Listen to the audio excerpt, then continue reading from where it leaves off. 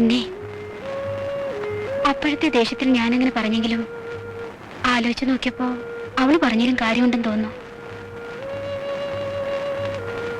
അവൾക്ക് ഇഷ്ടമല്ലെങ്കിൽ പിന്നെ നമ്മൾ നിർബന്ധിക്കണോ? നീ എന്താണ് പറയുന്നത്? അവളുടെ ഭാവിയുടെ സുരക്ഷിതത്വമല്ലേ നമ്മൾ നോക്കേണ്ടത്? അതിൽ കൂടുതലായിട്ട് ഒരു മകൾക്ക് വേണ്ടി അച്ഛനെ കൊണ്ട് എന്താ ചെയ്യാൻ കഴിയുക?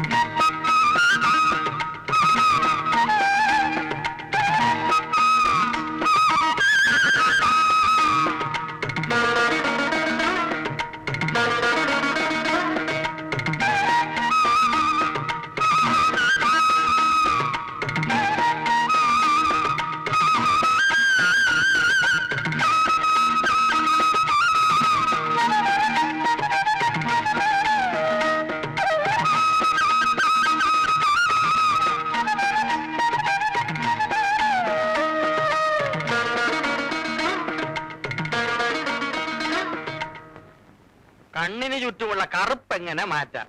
അത് ശരി. പബ്ലിക് പ്രോസിക്യൂട്ടർ നന്ദകുമാറിന്റെ മുറിയിൽ ബ്യൂട്ടി പാർലർ എപ്പോ തുടങ്ങി? ഒരല്പം മര്യാദ വേണം. ഈ കഥയിനൊന്നും മുട്ടിയിട്ട് ഞാൻ അകത്തോട്ട് പിന്നെ കഥകിന് മുട്ടി അനുവാദം മേടിച്ച് അകത്ത് കയറാൻ ഇതെന്താ രാമസ്വാമിയുടെ ചേമ്പറോ? കല്യാണം നടക്കുമെന്നായതേ ഉള്ളൂ, സ്വന്തം കൂട്ടുകാരനെ തടയാനുള്ള ശ്രമം തുടങ്ങി. എന്താ എനിക്കൊന്നും പറ്റുകയില്ലേ? പിന്നൊരു കാര്യം, പാൽപ്പാട പുരട്ടുകൊണ്ട് മാത്രം ഈ മുഖത്തെ രൗദ്രഭാവം മാറില്ല, അതിന് പ്ലാസ്റ്റിക് സർജറി തന്നെ വേണം. കുറെ പേരെ വാദിച്ച് തൂക്കിലേറ്റിയതല്ലേ, വെറുതെ എന്തിനാ പാലിന്റെ വിറ്റാമിൻ കളയുന്നത്? ഈ അറിവ് പകർന്നു തരാനായിരിക്കും അവിടുന്ന് ഇപ്പൊ ഇങ്ങോട്ട് എഴുന്നള്ളിയത്. വെരി വെരി സോറി, അതിനല്ല. പിന്നെ അതിന് അയ്യോ, ഞാൻ മറന്നുപോയല്ലോ. ഞാൻ എന്ത് പറയാനാ ഇങ്ങോട്ട് ഇടിച്ചു കളിക്കറി വന്നേ? എടാ, ഒരാഴ്ച നീ ലീവ് എടുത്ത് വീട്ടിലിരുന്നാലും ഇത് ഓർമ്മ കിട്ടിയത്. അമ്മേ പാൽപ്പാട. എന്തെടുക്കുക? മുഖം തുടക്കറിയാ. എന്താ രണ്ടും കൂടി ഇതിനകത്തുണ്ടായിരുന്നോ? ജമാൽ എത്ര നേരമായി ഇവിടെ വന്ന് കാത്തിരിക്കുന്നു? അയ്യോ, അത് പറയാനാ ഞാൻ ഇങ്ങോട്ട് വന്നത്. സാറിന്റെ ഗുമസ്തൻ ഗുലിമാലി ജമാല് കാണാൻ വന്നിരിക്കുന്നു. ഇന്നത്തെ ദിവസം പോക്കാ. ആർക്ക്? അല്ല, എന്റെ.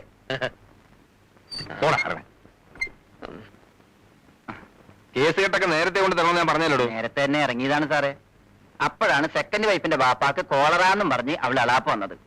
അറിഞ്ഞ സ്ഥിതിക്ക് അവിടം വരെ ഒന്ന് പോകാതിരിക്കാതെ പറ്റുമോ? അങ്ങനെ ഇരിക്കെ ഇറങ്ങിയേക്കാന്ന് എത്തിയപ്പോഴാണ് ഫസ്റ്റ് വൈഫിന്റെ ബാപ്പാക്ക് ബസൂരി എന്നും പറഞ്ഞ് അവൾ അളാപ്പ് വന്നത്. ഇതെല്ലാം കൂടി കേട്ടപ്പോ പടച്ചോനാണ് നമുക്ക് ഒരു ലൂസ് മോഷൻ. അതാണ് വരാൻ വൈകി. മോഷൻ കുഴപ്പമൊന്നുമില്ല. കുഴപ്പമൊന്നുമില്ല. നാളെ ഏതൊക്കെയാ കേസ്? CP 38/87, CP 52, അതൊക്കെ പറഞ്ഞു. CP 22/88, സെഷൻസ് 3/90, സെഷൻ 2 മതി മതി മതി. നാളെ രാവിലെ 8 മണിക്ക് ഓഫീസ് തുടങ്ങണം. മജിസ്ട്രേറ്റ് കോർട്ടിലെ കേസിന് ബാലേന്ദ്ര അപ്പിയർ ചെയ്യട്ടെ.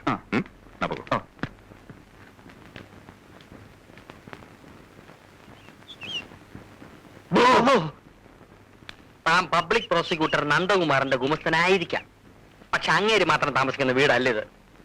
കേസ് കേട്ട് ഡിസ്കസ് ചെയ്യണമെങ്കിൽ അത് വക്കീൽ ആഫീസിലോ കോടതി തിണ്ണയിലോ വെച്ച് ആയിക്കോണം. ഒരു നിസ്സാരനായ വക്കീൽ ഗുമസ്തനായ താൻ ഒരു ബെഞ്ച് ക്ലാർക്കായ എന്റെ വീട്ടിൽ ഇങ്ങനെ എപ്പോഴും പിച്ചക്കാരനെ പോലെ കയറി ഇറങ്ങുന്നുണ്ടാൽ ആളുകൾ തെറ്റിദ്ധരിക്കോളൂ. അന്ന് നമ്മളാണല്ലേ, പെണ്ണൊന്നും അല്ലല്ലോ. പോമരട്ടെ, അതൊക്കെ അന്വേഷണ കമ്മീഷന്റെ റിപ്പോർട്ട് വന്നിട്ട് തീരുമാനിക്കാം. താൻ ഇവിടെ വരുന്ന എനിക്ക് ബുദ്ധിമുട്ടാ. ആരുടെയും സ്വാധീനത്തിൽ വീഴാത്ത സത്യസന്ധനായ ഒരു ബെഞ്ച് ക്ലാർക്കാണ് ഞാൻ. അതെനിക്കറിയാടോ. അറിയാം. സാറും നന്ദകുമാർ സാറും 10ാം ക്ലാസ് വരെ ഒരുമിച്ച് പഠിച്ചവരാണെന്നും നന്ദകുമാർ സാറിന്റെ വിദ്യാഭ്യാസ രേഖ ഇടയ്ക്ക് വെച്ച് മുറിയാതിരുന്നതുകൊണ്ട് അദ്ദേഹം പഠിച്ച് വലിയൊരു വക്കീലായെന്നും ക്ലാസ്മേറ്റായ ഉണ്ണിത്താൻ സാറിന് വിധി ഒരു ബെഞ്ച് ക്ലർക്കാക്കിയെന്നും വാദി പ്രതി സാക്ഷി വ്യത്യാസമില്ലാതെ കോടതി വരാതെ പറയണേ നമ്മൾ കേട്ടിട്ടുണ്ട്. അത് ഞങ്ങളൊന്നും ഇപ്പോഴും ഒരു എടാ പോടാ ബന്ധമാണുള്ളത്. പണ്ടുണ്ടതും പാളയെ തൂറിയതുമായ ചരിത്രം പറഞ്ഞ് പ്രഗത്ഭനായ ഒരു പബ്ലിക് പ്രോസിക്യൂട്ടറിന്റെ കൂടെ നിസാരനായ ഒരു ബെഞ്ച് ക്ലർക്ക് ഇങ്ങനെ പതയടിച്ചു കഴിയുന്നത് പ്രോട്ടോകോളിൽ ചേർന്നല്ലെന്നേ ഞമ്മക്ക് പറയാനുള്ളൂ. ബെഞ്ച് ക്ലർക്ക് ബെഞ്ചിൽ ഇരുന്നാ മതി, മേശപ്പുറത്ത് കയറണ്ട. വെറുതെ അല്ലടോ തന്റെ രണ്ടമ്മായിയപ്പന്മാർക്കും കാളറയും വസൂരിയും തനിക്ക് ലൂസ് മോഷനും വരുന്നു. തന്റെ മനസ്സിലിപ്പ് ശരിയല്ലല്ലോ. അത് പിന്നെ ഇവനെ ഗുമസ്തരാക്കിയ വക്കീലിനും വരും ലൂസ് മോഷൻ.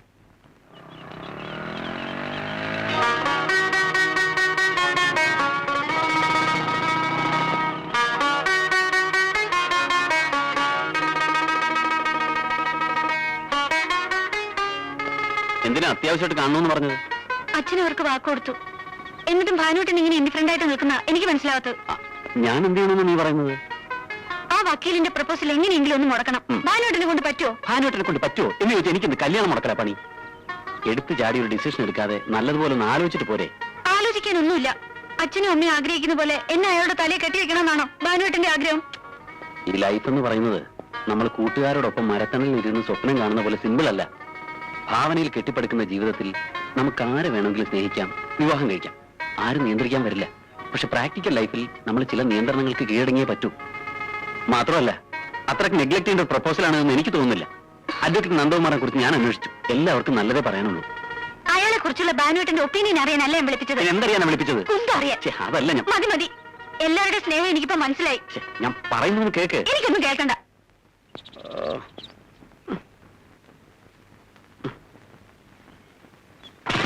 ഭാനുവേട്ടനും കൂടി കൈയൊഴിഞ്ഞ സ്ഥിതിക്ക് ഇനി എന്ത് ചെയ്യാനാ നിന്റെ പരിപാടി? സങ്കല്പത്തിലുള്ള ഭർത്താവിനെ കുറിച്ച് നീ ഒത്തിരി വീമ്പളക്കി പോയതുകൊണ്ട് നീ ഇതിന് സമ്മതിക്കാതിരിക്കണ്ട. നിന്റെ സൗന്ദര്യ സങ്കല്പം കുറച്ച് കടന്നുപോയി, അതാ ഇങ്ങനെ പറ്റിയത്. ഇനി ഇപ്പൊ കഴുത്ത് നീട്ടി കൊടുക്കുന്നതാ മോളെ ബുദ്ധി. അതിന് വേറെ ആളെ നോക്കണം. ഞാനൊരു വഴി പറയാം.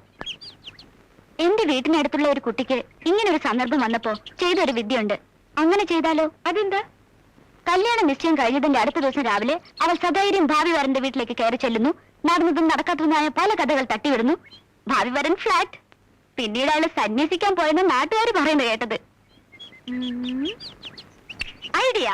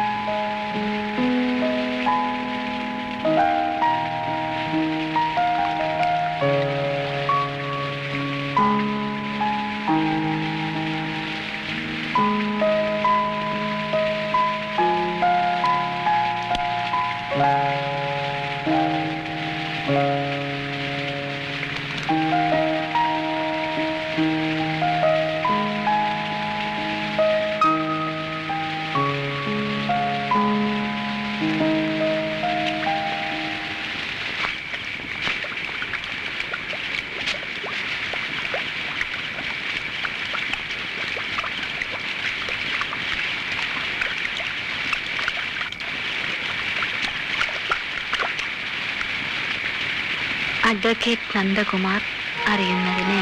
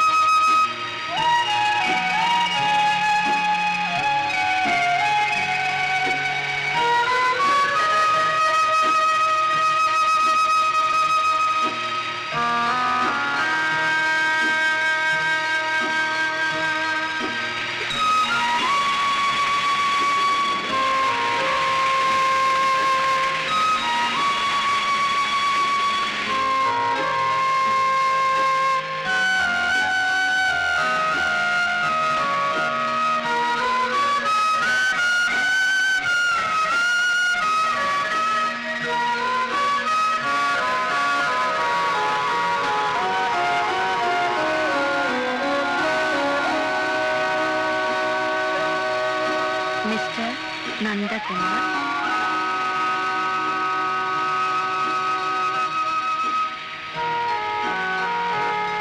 അഡ്വക്കേറ്റ്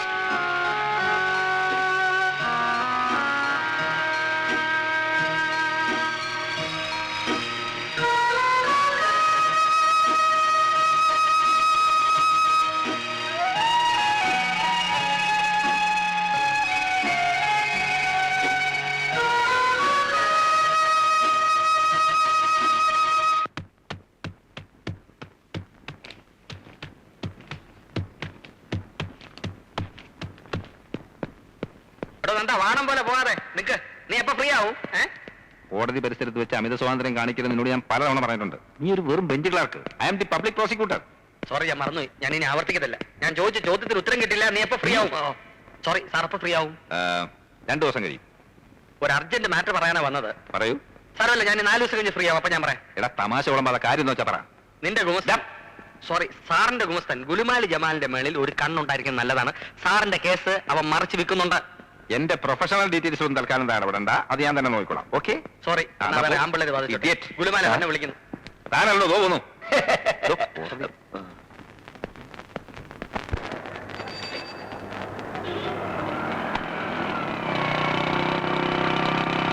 ഹലോ ചങ്ങാതി,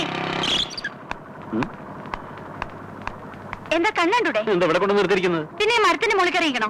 നീ അതും അതിലപ്പുറം ചെയ്യും. കയറ്. പിന്നെ ഈ തലവേദന ഒഴിഞ്ഞു പോയെന്ന് കരുതി ആശ്വസിച്ചിരിക്കായിരുന്നല്ലേ?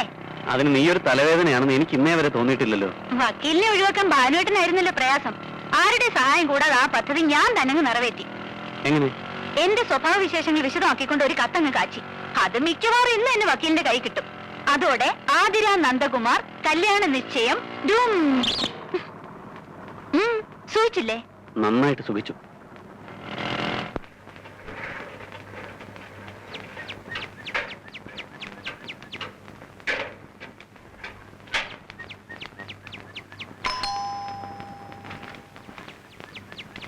ഈ മാസം സമരം വേണ്ടാന്ന് വെച്ചോ? ഓ ആ നന്ദകുമാർ അഡ്വക്കേറ്റ് പ്രേമലേ. അപ്പൊ അവർക്ക് സമ്മതക്കുറവില്ല. എന്നാ പിന്നെ അങ്ങ് ഉറപ്പിക്കല്ലേ ബ്രോക്കറെ? പക്ഷേ ഒരു കുഴപ്പമുണ്ട്. പെണ്ണിന്റെ ഗ്രഹനിലയും സാറിന്റെ ഗ്രഹനിലയും കൂടി ഞാൻ ഒരു ജോലിസനെ കാണിച്ചു. ഒരുത്തമില്ലേ? പൊരുത്തമില്ലെന്ന് മാത്രമല്ല, ഒരു കാരണവശാലും ഈ ജാതകങ്ങളൊന്നും ചേർക്കരുതെന്നാ ജോലിസൻ പറഞ്ഞത്. പെൺവീട്ടുകാരിക്കാർ പറഞ്ഞോ?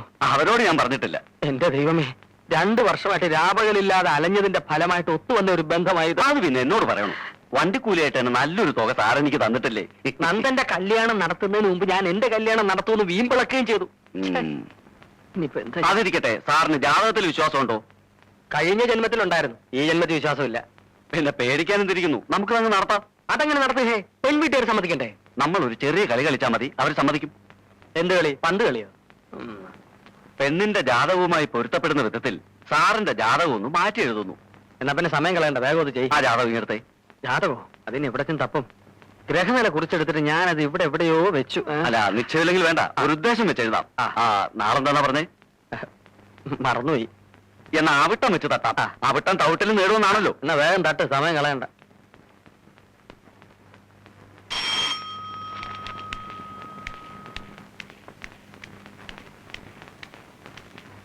ഗായത്രി മേനോൻ കേസിന്റെ ഫയൽ എത്തിയോ? ഇല്ല. കേസ് ഫയൽ ചെയ്യേണ്ട സമയം കഴിഞ്ഞു. ഞാൻ ആ SI 2 തവണ ഫോണിൽ വിളിച്ച് പറഞ്ഞാണല്ലോ. പോകുന്ന വഴിക്ക് താൻ പോലീസ് സ്റ്റേഷൻ കയറി വിൻസെന്റ് ഡിസൂസയോട് ഗായത്രി മേനോൻ കേസിന്റെ റെക്കോർഡ്സുമായിട്ട് ഇങ്ങോട്ട് വരാൻ പറയണം. ആ SI ഒരു ചൂടനാ. ഇങ്ങോട്ട് വരാൻ പറഞ്ഞാ വരുവാ. പിന്നെ ഞാൻ അങ്ങോട്ട് ചെല്ലണോ? പറഞ്ഞു കേട്ടാ മതി. ചെല്ലേ.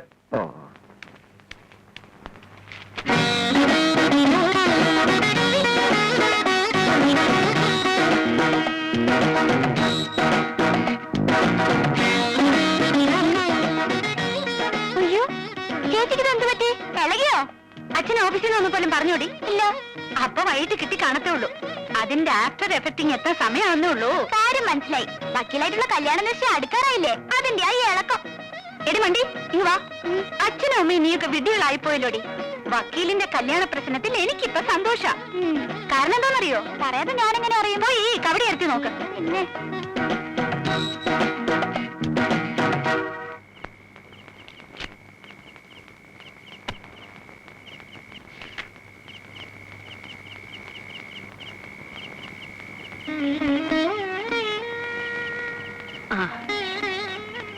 നിശ്ചയത്തിന്റെ തീയതി കുറിപ്പിച്ചുകൊണ്ട് നാളെ ശിവശങ്കർ നിങ്ങി വരും. വരട്ടെ. നീ കൂടെ ഇവിടെ ഉണ്ടായിരുന്നെങ്കിൽ കാര്യങ്ങളൊക്കെ ഒന്ന് പറഞ്ഞേൽപ്പിക്കാമായിരുന്നു. അമ്മ കിടന്ന് ധൃതി വെക്കാതെ. എനിക്ക് ധൃതിയാ. വന്ന ആലോചനകളൊക്കെ ഓരോ കാരണങ്ങൾ പറഞ്ഞ് നീട്ടിക്കൊണ്ടുപോയി. ഇനി അത് പറ്റില്ല. നമ്മൾ അവരുടെ സൗകര്യം കൂടെ നോക്കണ്ടേ അമ്മേ? സാധാരണ പണവും പണ്ടവും ഒപ്പിക്കാനാ പെണ്ണ് വീട്ടുകാർ സമയം ചോദിക്കുന്നത്. നമ്മൾ അവരോട് സ്ത്രീധനമൊന്നും ചോദിച്ചില്ലല്ലോ. പിന്നെ എന്ത് സൗകര്യം നോക്കാനാ? എനിക്ക് വെച്ച് വിളമ്പി അമ്മ മടുത്ത് കാണും ഇല്ലേ? മടുത്തിട്ടല്ലടാ മോനെ, മരുമകളോടൊത്ത് കഴിയാനുള്ള എന്റെ ആഗ്രഹം നിനക്ക് മനസ്സിലാകാഞ്ഞിട്ടാ. വലിയ കൊതിയും കൊണ്ടിരുന്ന് അവസാനം മരുമോള് വന്ന് അമ്മാവ് എന്നെ അടിച്ചിറക്കിയില്ലെങ്കിൽ കൊള്ളാം. നിന്റെ തിരുനാക്കം ഉണ്ടെന്നും പറയാതിരുന്നാ മതി. കണ്ടിട്ടൊരു അടക്കവും ഒതുക്കവും ഉള്ള പെൺകുട്ടിയാ. കണ്ട പണിയടിക്കുന്നു സത്യം. ഓ, മണി 10 പെണ്ണ് കാണാനെന്ന് പറഞ്ഞ് ഉള്ളി പോയിട്ട് ഇത് എവിടെ പോയി കിടക്കുക? അവനുള്ളത് അവിടെ കാണാൻ അടച്ചു വെച്ചിട്ട് അമ്മ കിടന്ന് തുടങ്ങി. പെണ്ണ് കാണാനാ പോകുന്നതെന്ന കാര്യം വഴിക്ക് വെച്ച് മറക്കാതിരുന്നാ മതി. അരണയുടെ ജന്മ അരണയുണ്ണി. അത് കേക്കണ്ട. അമ്മയും മോനും കൂടി എന്നെ അരണയാക്കരുത്. നീ എത്തിയേ? ഇങ്ങെത്തിയിട്ട് 10-36 വർഷമായി. നിയമപുസ്തകം എന്റെ അസാന്നിധ്യത്തിൽ അമ്മയും മോനും കൂടി എന്നെ പറ്റി പരദൂഷണം പറയാല്ലേ? നിന്നെ പറ്റി എന്ത് പറയാൻ? എന്തൊക്കെ പറയാം. ഞാനൊരു ഇത്തിൽ കണ്ണിയാണെന്നും തീറ്റിപ്പണ്ടാരമാണെന്നും കല്യാണത്തിന്റെ കാര്യം പറഞ്ഞ് എന്നെ എങ്ങനെയെങ്കിലും ഇവിടുന്ന് ഒഴിവാക്കണം എന്നൊക്കെ പറയാലോ. വല്ലതും പറയാനുണ്ട് എന്നെ മുഖത്ത് നോക്കി പറയരുതോ? നാണോ മാനോ ഇല്ലാത്ത ഇവന്റെ അടുത്ത് പറഞ്ഞിട്ട് വല്ല കാര്യമുണ്ടോ? അതെ, നീ പെണ്ണ് കാണാൻ പോയിട്ട് എന്തായി? പെണ്ണിനെ കണ്ടു. സുന്ദരി, ജനന മരണ രജിസ്റ്റർ ഓഫീസിൽ ജോലി, മുട്ടാറ്റ മുടി, സിറ്റിയിൽ ഒരു വീട് വാടകയ്ക്ക് കൊടുത്തിട്ടുണ്ട്. അത് ഒഴിഞ്ഞേരും. പക്ഷെ പെണ്ണിന്റെ തന്തയുടെയും തള്ളയുടെയും ചീട്ട് കീറിയ ശേഷം മാത്രമേ ഞങ്ങൾക്ക് സ്വന്തമായിട്ട് വെച്ച് അനുഭവിക്കാൻ പറ്റത്തുള്ളൂ. അയ്യോ, അതുവരെ നിങ്ങളുടെ രണ്ടുപേരുടെയും താമസം വലിയ പ്രശ്നമാവുമല്ലോ. എന്ത് പ്രശ്നം? ഒരു പ്രശ്നവുമില്ല. കൊട്ടാരം പോലത്തൊരു വീടല്ലേ സിറ്റിയില്. ഏത്? ഇത് കല്യാണം കഴിച്ച് ഞങ്ങൾ ഇങ്ങോട്ട് മാറി താമസിക്കുമ്പോഴേ അമ്മേ വയറ് വെച്ച് ചോറ് വല്ലോണ്ട് വിളമ്പിത്താ, ഇല്ലേ ചീരയെങ്കിലും പറിച്ച് പുഴുങ്ങിത്താ. അവിടെ അടച്ചു വെച്ചിട്ടുണ്ട്, ചെന്ന് വാരി വാരി ഞണ്ണ് ചെല്ലേ. അമ്മേ വഴി നിന്ന് മാറിയിരിക്കുന്നേ. അരണേ, അതെങ്ങനാ? നീ ഇവിടെ പറഞ്ഞതൊക്കെ അവിടെ ചെല്ലുമ്പോഴേക്കും മറക്കും.